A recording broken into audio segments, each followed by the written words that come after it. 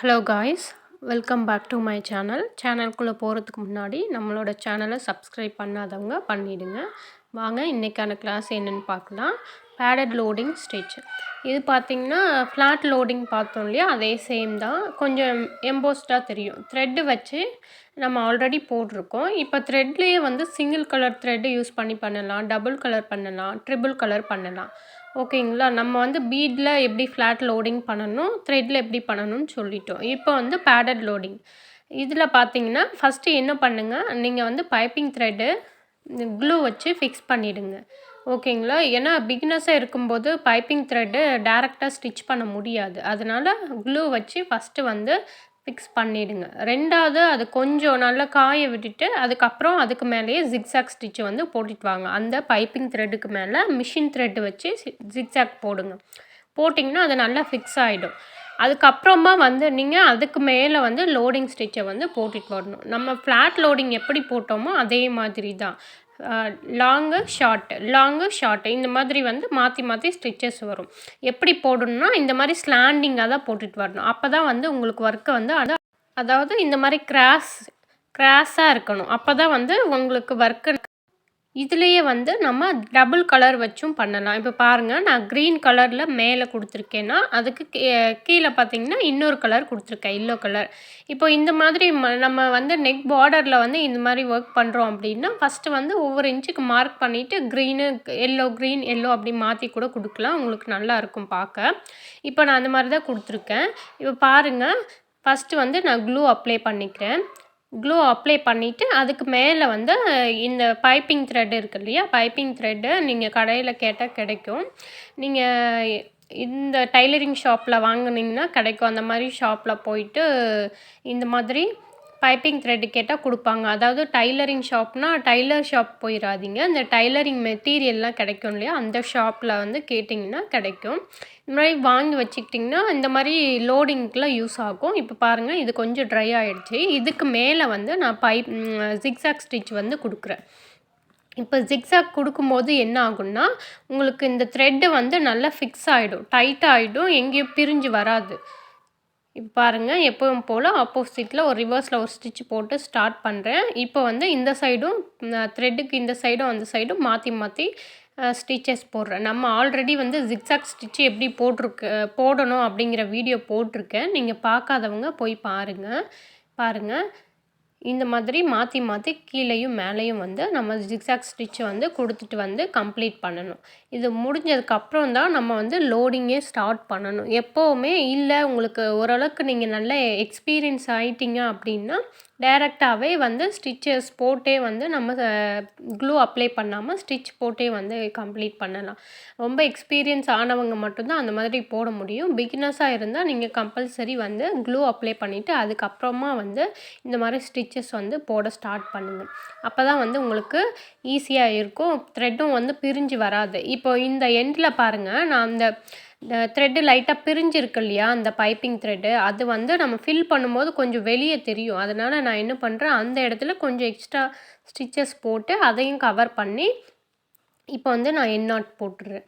எண்ணாட் போட்டதுக்கப்புறம் நம்ம silk thread வச்சு எப்படி வந்து ஒர்க் பண்ணணும் அப்படிங்கிறத காட்டுறேன். இப்போ பாருங்கள், ஃபினிஷ் ஆகிடுச்சு. இப்படி தான் இருக்கும், உங்களுக்கு இந்த மாதிரி தான் இருக்கும்.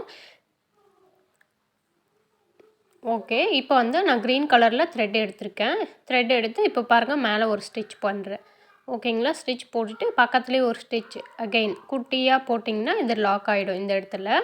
இப்போ திரும்ப கீழே கொண்டு வந்து ஒரு ஸ்டிச், அதுக்கு இப்போ கீழே போடுறேன். சரிங்களா. மேலே போடும்போது எப்படி போடணும்னா இந்த மாதிரி போடணும்.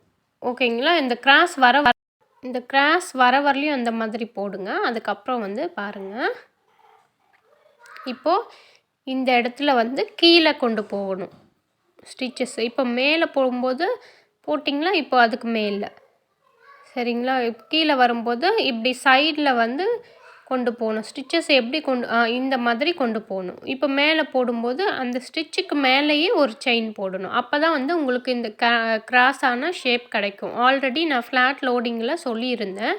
இப்போது இதுலேயுமே சொல்கிறேன், ஒவ்வொரு வீடியோவிலையும் நான் வந்து ரிப்பீட் பண்ணிகிட்டே தான் இருக்கேன். அப்போ தான் வந்து பிகினர்ஸ்க்கு வந்து மறக்காமல் இருக்கும். திரும்ப திரும்ப ஒரு வீடியோவில் பார்க்கலனாலும் இன்னொரு வீடியோவில் பார்த்து நீங்கள் வந்து இந்த மாதிரி ஸ்டிச்சஸ் இந்த மாதிரி தான் பண்ணணும் அப்படின்றத தெரிஞ்சுக்கணும். அதனால தான் ஒவ்வொரு வீடியோலையும் சொல்லிக்கிட்டே இருக்கேன். ஓகே, இந்த மாதிரி தான் ஸ்டிச்சஸ் வந்து நம்ம போடணும். இப்போ வந்து நார்மலாக நம்ம ஃப்ளாட் லோடிங் போட்டோம் இல்லையா, அதை விட இந்த மாதிரி பேடட் லோடிங் போடும்போது நம்மளுக்கு இதோட லுக்கு வந்து பார்க்குறதுக்கு அழகாக இருக்கும். நீட்டான லுக்கு கொஞ்சம் எம்போஸ்டாக தெரியும். நீங்கள் வந்து நெக் பார்டர்லலாம் பார்த்தீங்கன்னா, ஆரி ஒர்க் பண்ண ப்ளவுஸில் பார்த்தீங்கன்னா, த்ரெட் ஒர்க் கொடுத்துருந்தாங்க அப்படின்னா, இந்த மாதிரி ஒர்க் கொடுத்துருப்பாங்க. அது வந்து உங்களுக்கு பார்க்கவே ரொம்ப அழகாக நீட்டாக இருக்கும். எப்படி சொல்கிறது, ஒரு ப்ளவுஸையே வந்து நார்மலான ப்ளவுஸையே வந்து எம்போஸ்டாக காட்டும். அந்த மாதிரி இருக்க தான் இந்த மாதிரி ஸ்டிச்சஸ் வந்து யூஸ் பண்ணுறோம். அதுவும் பேடட் லோடிங் வந்து யூஸ் பண்ணுறோம். பேடட் லோடிங்லேயே வந்து நீங்கள் பீட் வச்சும் பண்ணலாம். இது இல்லாமல் இன்னொரு மெத்தடும் இருக்குது. இது மட்டும் இல்லாமல் இன்னும் வந்து ட்ரிபிள் கலர் த்ரெட் வச்சு யூஸ் பண்ணுறது, அப்புறம் இன்னொரு டிஃப்ரெண்ட்டான ஸ்டிச்சஸும் இருக்குது. ஸ்டிச்சஸ்னால் சேம் ஸ்டிச்சஸ் தான், டிஃப்ரெண்ட்டான மெத்தட்லேயும் பண்ணலாம்.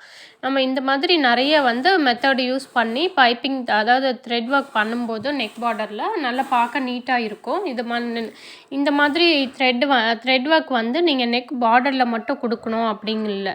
லோடிங் இந்த மாதிரி ஃப்ளாட் லோடிங்கு, எம்போஸ்ட் லோடிங் இதெல்லாம் வந்து பீகாக்கு நிறைய இந்த மாதிரி ஷேப் வரும் இல்லையா, நிறைய வந்து டிஃப்ரெண்ட்டான பிளேசஸ்லலாம் நம்ம யூஸ் பண்ணலாம். லீஃபு இந்த மாதிரி இடத்துல கூட இந்த மாதிரி பேடட் லோடிங் யூஸ் பண்ணும்போது உங்களுக்கு நல்லா எம்போஸ்டாக இருக்கும்.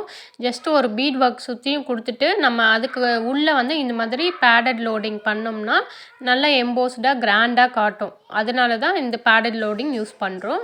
இப்போ வந்து இந்த இடத்துல நான் முடிச்சுக்கிறேன் அப்படின்னா, நீங்கள் அடுத்து வந்து இந்த இடத்துல ஒரு லாக் போட்டுட்டு இன்னொரு ஸ்டிச் லாக்குன்னா நம்ம என் நாட் போடுவோம் இல்லையா, என் நாட் போட்டு முடித்ததுக்கப்புறம் நம்ம வந்து அகெயின் இன்னொரு கலர் த்ரெட்டு வந்து யூஸ் பண்ணி இந்த இடத்துல வந்து ஒர்க் பண்ண போகிறோம். இப்போ நான் இங்கே என் நாட் போட்டு முடிச்சிட்டேன். இப்போ எல்லோ கலரில் த்ரெட் எடுத்திருக்கேன். இப்போ எல்லோ கலர் தான் நான் இங்கே ஆட் பண்ண போகிறேன். அதுக்கு என்ன பண்ணணும், எந்த இடத்துல வந்து நம்ம என் நாட் போட்டோமோ அங்கே இருந்தே வந்து ஒரு ஸ்டிச் போடணும். அங்கேருந்தே வந்து நம்ம த்ரெட்டை எடுத்து திரும்ப அகெயின் வந்து சேம் ப்ராசஸை ரிப்பீட் பண்ணிட்டு வரணும். அப்போ தான் வந்து நம்மளுக்கு பார்க்க வந்து நீட்டாக இருக்கும். நம்மளுக்கு தெரியாது எங்கே ஸ்டார்ட் பண்ணோம் எங்கே முடிக்கிறோம் அப்படிங்கிறதே தெரியாத அளவுக்கு வந்து நம்ம ஒர்க் பண்ணணும். அப்போ தான் வந்து நம்ம ஒர்க்கு வந்து ஃபினிஷிங் நல்லாயிருக்கும். இப்போ பாருங்கள், நான் இப்போ இந்த இடத்துல என் நாட் போட்டேன். கொஞ்சம் தள்ளி போட்டு பார்த்தேன், எனக்கு அது வந்து கொஞ்சம் பார்க்க நீட்டாக இல்லை. இப்போ நான் அந்த என் நாட் போட்ட இடத்துக்கு பக்கத்தில் இருந்தே ஒரு ஸ்டிச் போடுறேன். பக்கத்துலேயே ஸ்டிச்சஸ் போட்டு நான் ஸ்டார்ட் பண்ணி கொண்டு போகிறேன். எப்படி போடுறேன்னு நம்ம மேலே எப்படி போட்டுட்டு வந்தோமோ அதே சேம் ப்ராசஸ் வந்து ரிப்பீட் பண்ணிகிட்டே போகிறோம். அப்போ தான் வந்து ஒர்க் ஃபினிஷிங்கும் நமக்கு நல்லா நீட்டாக இருக்கும். நம்ம ப்ராக்டிஸ் பண்ண பண்ண நம்மளுக்கு வந்து கரெக்டாக வந்துடும் இந்த ஃபினிஷிங்லாம். அதனால் நல்லா த்ரெட் ஒர்க் பொறுத்தவரையிலையும் ப்ராக்டிஸ் பண்ணிக்கிட்டே இருக்கணும். பீட் ஒர்க் அப்படிங்கிறது வந்து நம்ம சீக்கிரமாக கற்றுப்போம், அது பிரச்சனை கிடையாது, போட போட வந்துடும். ஆனால் த்ரெட் ஒர்க் வந்து நம்ம அடிக்கடியும் எந்த இடத்துலையும் யூஸ் பண்ண மாட்டோம். லீவ்ஸு அந்த மாதிரி ஷேப்பில் தான். பீட் ஒர்க் வந்து நம்ம பார்டருக்கு யூஸ் பண்ணுவோம். அந்த மாதிரி நிறைய யூஸ் பண்ணுறதுனால அது வந்து ஈஸியாக வந்துடும். இந்த மாதிரி த்ரெட் ஒர்க் வந்து நீங்கள் வந்து அதிகமாக ப்ராக்டிஸ் பண்ணிக்கிட்டே இருந்தால் தான் த்ரெட் ஒர்க்லாம் நல்லா அழகாக பிசுறு வராமல் உங்களுக்கு நீட்டாக இருக்கும். இப்போ வந்து இதை முடித்ததுக்கப்புறம் எண்டில் வந்து எப்படி ஒர்க் பண்ணணும் அப்படிங்கிறதையும் நான் வந்து சொல்கிறேன். நம்ம மேலே எப்படி ஸ்டார்ட் பண்ணோமோ அதே மாதிரி தான் இங்கே முடிக்கும் போதும் நம்ம இந்த மாதிரி முடிக்கணும். பாருங்கள், இப்போ இந்த இடத்துல ஃபினிஷிங் கொண்டு வந்துட்டேன். நமக்கு வந்து அந்த பைப்பிங் த்ரெட்டும் வெளியே தெரியாமல் வந்து நம்ம ஃபினிஷ் பண்ணணும். நம்ம வந்து என்ன வச்சு ஒர்க் பண்ணியிருக்கோம் அப்படிங்கிறதே வந்து கஸ்டமருக்கு தெரியக்கூடாது. அந்த அளவுக்கு வந்து நம்ம ஒர்க்கு ஃபினிஷிங் வந்து இருக்கணும். ஓகேவா? இப்போ பாருங்கள், இந்த இடத்துல இப்போ கொண்டு வந்துட்டேன். இப்போ இந்த கார்னர் வந்துடுச்சு. நம்மளுக்கு பைப்பிங் த்ரெட்டும் வந்து மறைஞ்சிடுச்சு. நம்மளுக்கு வந்து தெரியல, உள்ளே வச்ச த்ரெட்டு தெரியல. இப்போ பக்கத்தில் நான் குட்டியாக ஒரு ஸ்டிச்சஸ் போட்டு இந்த ஃபினிஷ் பண்ணிடுறேன். பாருங்கள், சின்னதாக ஒரு செயின் போட்டு லாக் பண்ணிவிட்டு இப்போ வந்து எண்ட் நாட் போட்டு நான் லாக் பண்ண போகிறேன். எண்டு நாட் போட்டு முடித்ததுக்கப்புறம் நம்ம இதை சுற்றியும் வந்து செயின் ஸ்டிச் கொடுத்து கம்ப்ளீட் பண்ணலாம். அப்படி இல்லை அப்படின்னா பீட் ஒர்க் கொடுத்து கம்ப்ளீட் பண்ணலாம். இப்போ பாருங்கள், நான் எண்ட் நாட் போட்டு இப்போ கம்ப்ளீட் பண்ணிட்டேன். இப்போ பாருங்கள், இதோட லுக் வந்து நல்லா பார்க்க நீட்டாக அழகாக இருக்கா? இந்த மாதிரி தான் வந்து உங்களுக்கு ஒர்க் பண்ணும்போது நீட்டாக ஃபினிஷிங் வரணும். அதுக்காக தான் உங்களை நல்லா ப்ராக்டிஸ் பண்ணுங்க அப்படின்னு ஒவ்வொரு வீடியோலையும் வந்து நான் சொல்கிறேன். அதாவது த்ரெட் ஒர்க் பொறுத்தவரையிலையும் எந்த அளவுக்கு ப்ராக்டிஸ் பண்ணுறீங்களோ அந்த அளவுக்கு வந்து உங்களுக்கு வந்து த்ரெட்டை ஈஸியாக ஹேண்டில் பண்ண முடியும். இப்போ வந்து நான் சுற்றியும் வந்து எல்லோ கலர் த்ரெட்லேயே அப்படியே செயின் ஸ்டிச் போட்டு கம்ப்ளீட் பண்ணுறேன். இன்றைக்கான வீடியோ அவ்வளோதான் ஃப்ரெண்ட்ஸ். நாளைக்கு வந்து இது பேடட் லோடிங் த்ரெட் ஒர்க்லேயே வந்து இன்னொரு 2 மெத்தட் இருக்குது. அதையும் வந்து நாளைக்கான வீடியோவில் வந்து சொல்கிறேன். உங்களுக்கு என்னோடய வீடியோ வந்து பிடிச்சிருந்தா லைக் பண்ணுங்கள், கமெண்ட் பண்ணுங்கள். நிறைய பேர் சப்ஸ்கிரைப் பண்ணாமல் தான் பார்க்குறீங்க. சப்ஸ்கிரைப் பண்ணால் எனக்கு யூஸ்ஃபுல்லாக இருக்கும். ஸோ சப்ஸ்கிரைப் பண்ணிவிட்டு பாருங்கள். என்னோடய வீடியோஸ் பிடிச்சிருந்தா லைக் பண்ணுங்கள், கமெண்ட் பண்ணுங்கள், ஷேர் பண்ணுங்கள். அது மட்டும் இல்லாமல் ஃப்ரெண்ட்ஸ், நம்ம வந்து ஆரி ஒர்க்கு, அப்புறம் சாரீ குச்சி ஒர்க், க்ரோஷே ஒர்க்கு இதெல்லாம் வந்து பண்ணி கொடுக்குறோம். இது இல்லாமல் சாரீ ப்ரீ ப்ளீட் எடுத்து அயன் பண்ணி உங்களுக்கு பாக்ஸ் ஃபோல்டிங்கும் நான் பண்ணி கொடுக்குறேன். இந்த மாதிரி சர்வீஸ் உங்களுக்கு வேணும் அப்படின்னா லிங்க்கில் வந்து நான் டிஸ்கிரிப்ஷனில் வந்து என்னோடய இன்ஸ்டாகிராம் பேஜ் லிங்க் கொடுத்துருக்கேன். நீங்கள் வந்து அங்கே காண்டாக்ட் பண்ணுங்கள்.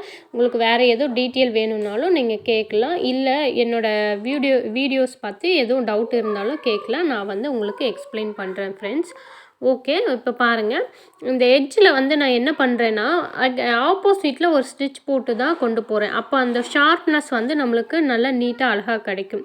ஒருத்தவங்க வந்து இப்படி டைரெக்டாக குட்டி செயின் போட்டு வளைச்சிடுவாங்க. நான் வந்து இந்த மாதிரி தான் ஷார்ப்பு வரும்போது ஆப்போசிட்டில் ஒரு ஸ்டிச்சஸ் போட்டு கொண்டு போகிறேன். அப்போ தான் வந்து எனக்கு அந்த பர்ஃபெக்ஷன் நீட்டாக கிடைக்கிற மாதிரி இருக்குது. என்னோடய ஸ்டைல் வந்து நான் இப்படி தான் யூஸ் பண்ணுறேன்.